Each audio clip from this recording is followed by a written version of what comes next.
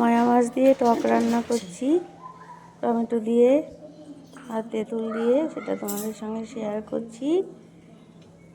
তোমাদের যদি এই ভিডিওটা ভালো লাগে তাহলে তোমরা লাইক, কমেন্ট, শেয়ার করবে। ইউটিউব থেকে দেখলে চ্যানেলটা সাবস্ক্রাইব করে দেবে। এই দেখো মায়া মাছগুলো সব ভাজা হয়ে গেছে, ভেজে রেখে দিয়েছি সব।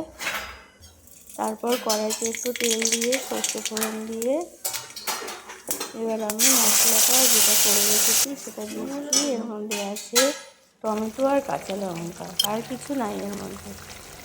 আর লবণ হলুদ দিয়ে দিলাম, দিয়ে এবার নেড়ে নিচ্ছি ভালো করে। একটু কাশ্মীরি মির্চ লঙ্কার গুঁড়ো দিয়ে দিলাম। এবার একটু কাঁচা তেঁতুল বিচি ছাড়িয়ে খোসা ছাড়িয়ে দিয়ে দিলাম। একটু গরম জল দিয়ে দিলাম এর মধ্যে। আর এক বাটি ময়া মাছ দিয়ে দিলাম। এবার ভালো করে নাড়া দিয়ে নিচ্ছি, মিশিয়ে নিচ্ছি মাছের সঙ্গে টমেটোর পেস্টটা মশলার সঙ্গে সব। এর মধ্যে মশলা কিছুই লাগে না, টমেটো পেস্ট আর কাঁচা লঙ্কা। আমি একটা কাঁচা লঙ্কা চিড়ে দিয়ে দিয়েছি ওপরে,